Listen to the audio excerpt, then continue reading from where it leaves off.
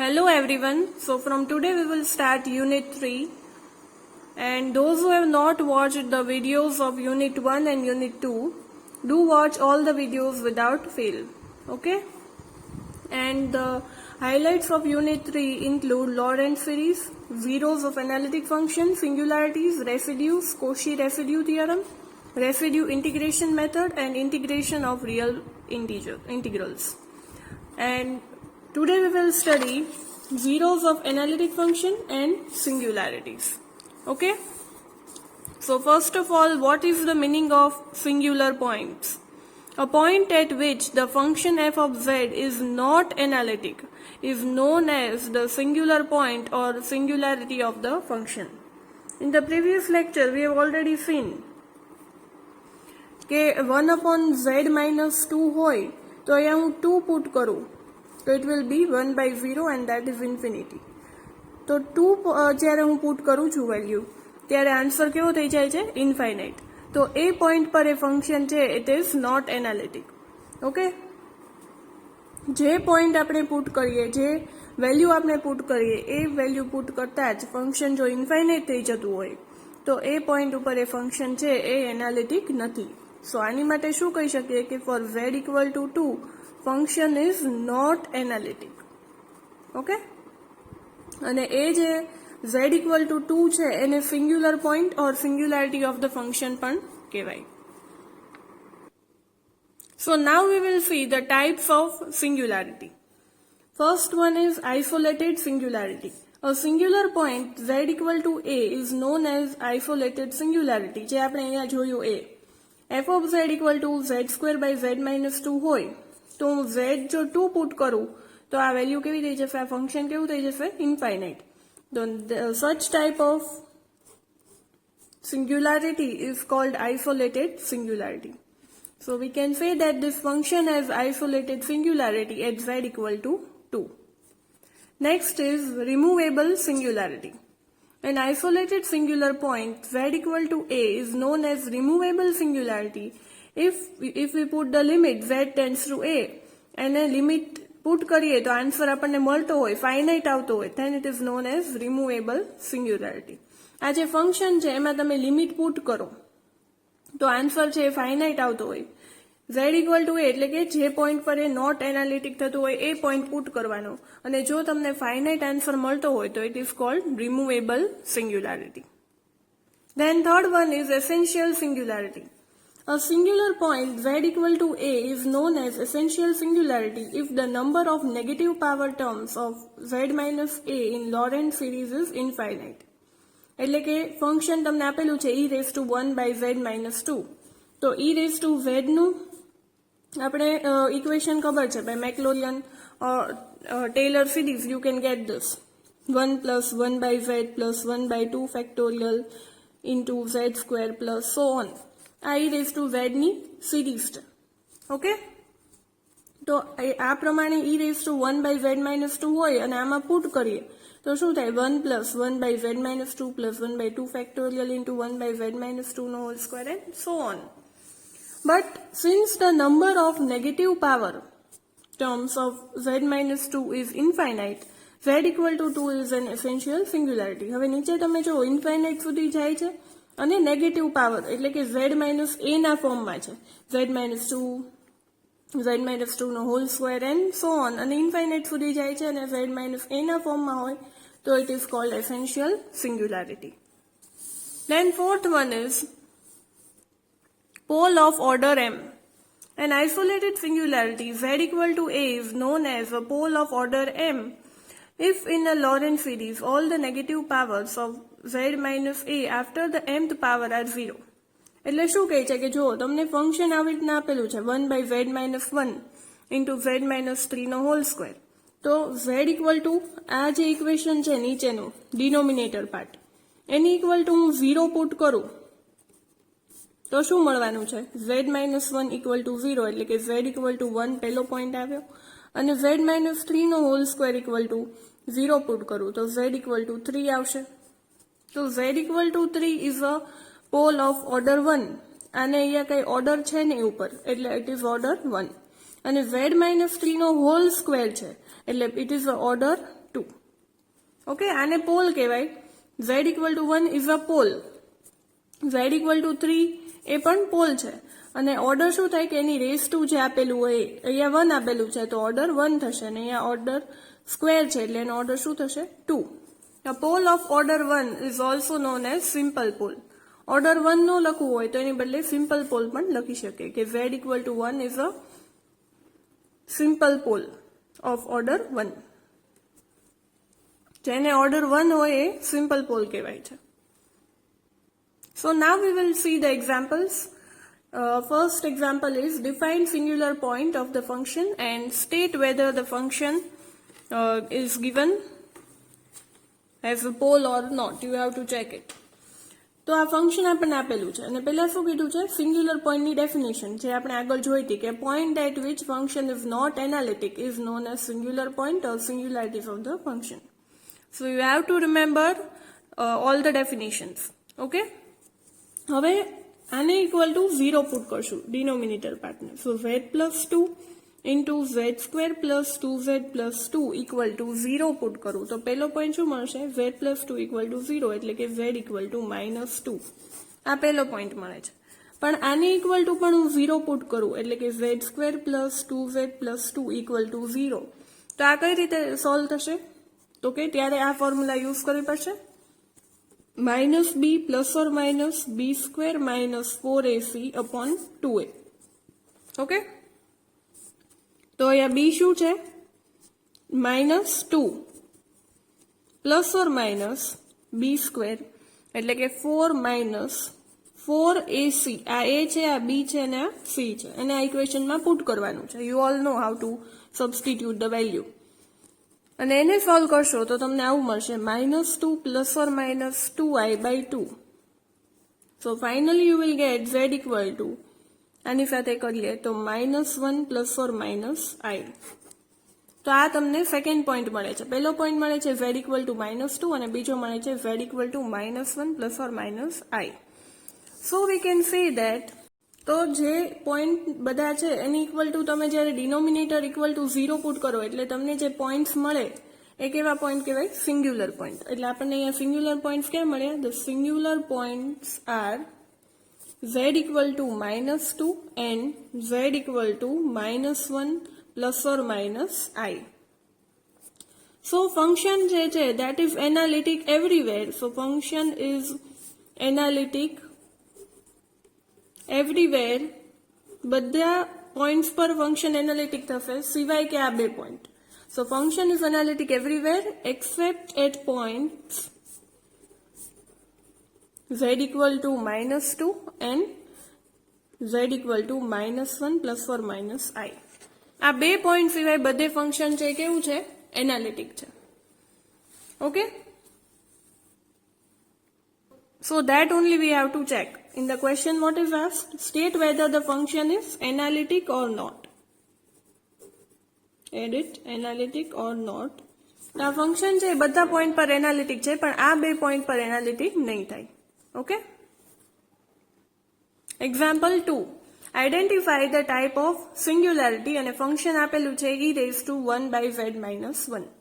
એટલે આપણે જેમ આગળ કર્યું એમ e⁻z ની જે સિરીઝ છે એ શું છે? 1 + 1/z + 1/2 factorial into 1/z² and so on.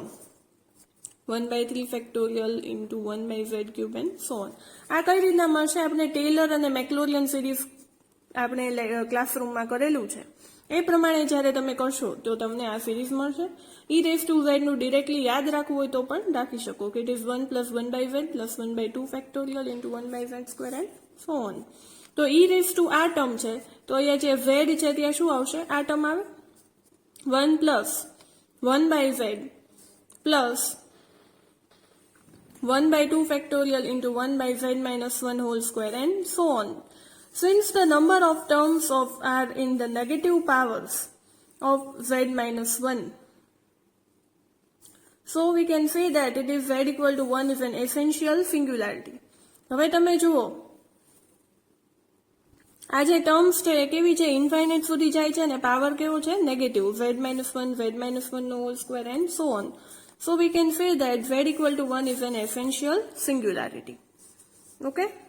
So So next example 3, classify the poles of function કેવું આપેલું છે 1/z² - z⁻6. હવે આમાંથી હું z² કોમન લઉં તો શું આવે 1 - z⁴.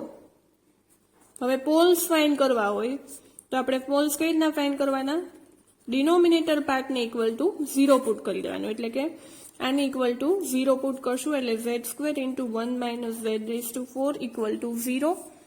So we will get, અને આને આગળ સોલ્વ કરીએ તો શું થશે 1 - z² × 1 + z² equal to 0. So z equal to 0 મળશે and we will get 0,0 ±1 and ±i. અહીંયા z² છે તો જુઓ z² ઇક્વલ ટુ 0 કરીએ તો z ની વેલ્યુ શું મળી 0,0, 2z છે એટલે 0,0. પછી આને કમ્પેર કરીએ તો ±1 મળે અને આને ઇક્વલ ટુ 0 કમ્પેર કરીએ તો ±i મળે. તો આપણને z ના કેટલા પોલ્સ મળ્યા, z equal to 0 is a pole of order 2. 0 છે એ 2 વાર રિપીટ થાય છે એટલે આપણે શું કહીએ કે z equal to 0 is a pole of order 2, કેમ કે 2 વાર 0 રિપીટ થાય છે. પણ આ વેલ્યુ જુઓ +1 -1 +i અને -i એ રીતના છે, બધી વેલ્યુ એક વાર જ આવે છે. તો આ જે વેલ્યુઝ છે +or-i અને +or-1 is a pole of order 1, અને ઓર્ડર 1 હોય તો એને સિમ્પલ પોલ પણ કહી શકો કે these are simple poles. Okay, તો પોલ્સ ફાઇન્ડ કરવાનું કે તો આની ઇક્વલ ટુ 0 પુટ કરીને વેલ્યુ ફાઇન્ડ કરવાની છે અને એનો ઓર્ડર લખવાનો છે. Okay, example 4, find the pole and its order of the function f of z equal to sin z by z⁴.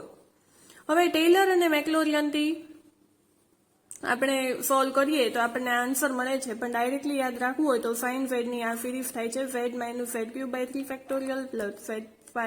z⁵ by 5 and so on, અને આ cos z ની સિરીઝ છે. પણ આપણને શું આપ્યું છે sin z, તો અહીંયા જે sin z છે એની જગ્યાએ આ વેલ્યુ પુટ કરી દઈએ તો શું મળશે 1/z⁴ આમનામ રહેશે અને sin z ની જગ્યાએ આપણે વેલ્યુ પુટ કરી.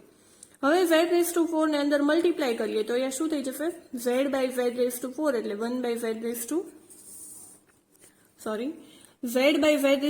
એટલે શું થાય અહીંયા 1/z³, પછી આને અહીંયા મલ્ટીપ્લાય કરીએ એટલે 6z થાય, પછી 120 અને 5040.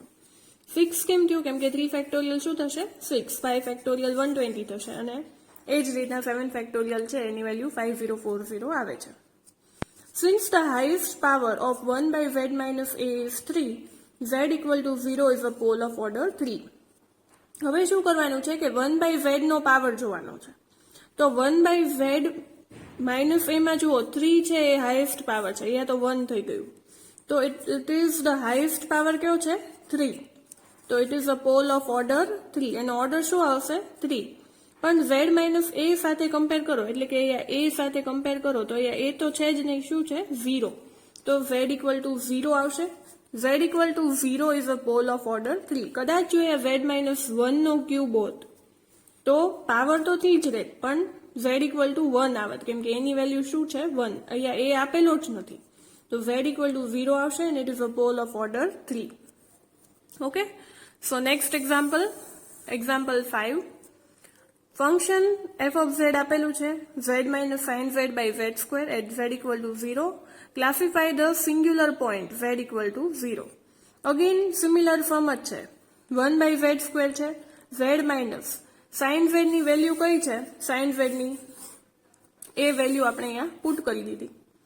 ઓકે, પછી એને આ બ્રેકેટ છે એની અંદર માઇનસ સાઇન મલ્ટીપ્લાય કરું એટલે શું થાય z - z, પછી અહીંયા માઇનસ પ્લસ થઈ જશે એટલે +z³ by 3 ફેક્ટોરિયલ, અહીંયા માઇનસ પ્લસ માઇનસ થશે એટલે z⁵ by 5 ફેક્ટોરિયલ. હવે આ બંને z જુઓ કટ થઈ જશે, એક પોઝિટિવ છે અને એક નેગેટિવ છે એટલા માટે. પછી આ z² ને અંદર મલ્ટીપ્લાય કરું એટલે ફાઇનલી આવો આન્સર મળશે. હવે એમાં બંને સાઈડ હું લિમિટ અપ્લાય કરું તો આમાં લિમિટ શું છે z ઇક્વલ ટુ 0 છે. ઓકે, તો લિમિટ જ્યારે હું પુટ કરીશ તો અહીંયા શું થઈ જશે, આ બધું 0 થઈ જશે, તો આન્સર કેવો આવશે 0. પણ લિમિટ આપણે પુટ કરી તો આન્સર છે એ ફાઇનાઇટ આવ્યો એટલે કે 0 આવે છે. તો it is a removable singularity. આમાં તમને કીધું હતું કે classify the singular point eight z equal to 0. તમને આપેલું જ છે કે z ઇક્વલ ટુ 0 માટે કરવાનું છે અને તમારે કહેવાનું છે કે કઈ સિંગ્યુલારિટી છે. તો આપણને ખબર પડી જાય કે આપણે લિમિટ પુટ કરશું અને લિમિટ પુટ કરીએ ત્યારે z ઇક્વલ ટુ a છે એની બદલે z ની વેલ્યુ શું આપી છે 0. એટલે અહીંયા 0 પુટ કર્યું એટલે આખા ઇક્વેશનમાં હું 0 પુટ કરું તો આન્સર 0 થવાનો છે. અને આન્સર ફાઇનાઇટ છે એટલે કેવી સિંગ્યુલારિટી આવે? રિમુવેબલ સિંગ્યુલારિટી આવે. So answer of this question is it is a removable singularity. Example 6. What is the nature of singularity at z equal to 0 of the function sin z minus z by z cube? હવે આમાં તમે sin z ની value put કરીને કરી શકો અને પછી limit put કરો તો પણ ચાલે, પણ આમાં ડાયરેક્ટલી મેં લિમિટ પુટ કરી છે z ઇક્વલ ટુ 0. તો બંને સાઈડ લિમિટ અપ્લાય કરું તો અહીંયા શું થશે? આ ફોર્મ થશે. હવે જો આમાં 0 પુટ કરો તો sin 0 0 minus 0 એટલે અને અહીંયા નીચે પણ 0 એટલે 0 by 0 નો ફોર્મ આવ્યું. તો એલ હોસ્પિટલ રૂલથી આપણે શું કરી શકીએ? ઉપરનું ડિફરન્શિએશન અપોન નીચેનું ડિફરન્શિએશન. એટલે આનું ડિફરન્શિએશન શું થશે? સાઇન ઝેડ નું કોસ ઝેડ થશે અને ઝેડ નું શું થશે 1. અને આનું ડિફરન્શિએશન શું થશે? ઝેડ ક્યુબ નું 3z². પછી પાછી લિમિટ પુટ કરીએ તો પાછું 0 by 0 નું ફોર્મ આવે છે. તો શું થશે? કોસ ઝેડ નું માઇનસ સાઇન ઝેડ અને 3z² નું 6z થશે. પાછું 0 by 0 ફોર્મ આવે છે. લિમિટ પુટ કરો તો જો સાઇન 0 0 અને નીચે પણ 0. તો પાછું ડિફરન્શિએશન કરીએ તો શું થશે? Minus cos z by 6. હવે લિમિટ પુટ કરો તો કોસ 0 ની વેલ્યુ શું થશે? 1 અને નીચે શું આવશે? 6. એટલે તમને આન્સર શું મળ્યો? -1/6. તો આન્સર જે આવ્યો એ કેવો આવે છે? ફાઇનાઇટ આવે છે. -1/6 ફાઇનાઇટ આવે છે. એટલે z ઇક્વલ ટુ 0 પર આપણને રિમુવેબલ સિંગ્યુલારિટી મળે છે. સો ધ નેચર ઓફ સિંગ્યુલારિટી આપણને શું મળ્યું? Removable singularity. નેચર ફાઇન્ડ કરવાનું કે તો પહેલા લિમિટ પુટ કરીને ચેક કરી જોવાનું. જો તમને ફાઇનાઇટ આન્સર મળતો હોય તો એ રિમુવેબલ સિંગ્યુલારિટી થશે. Okay. Example 7. Identify the type of function f of z equal to 2 minus e raised to z by z cube and find the pole and the order. એટલે અહીંયા function જે આપેલું છે એ કયું છે? 2 minus e raised to z by z cube. Okay. હવે e raised to z ની series શું થશે? 1 plus z square by 2 factorial plus z cube by 3 factorial and so on. e raised to z ની જેમ આપણે sin z ને cos z ની series યાદ રાખી એમ e raised to z ની પણ યાદ રાખી લ્યો. e raised to z નું તમે જ્યારે ટેલર કે મેક્લોરિયન કરો છો તો ત્યારે તમને આવી સિરીઝ મળશે. z cube by 3 factorial and so on.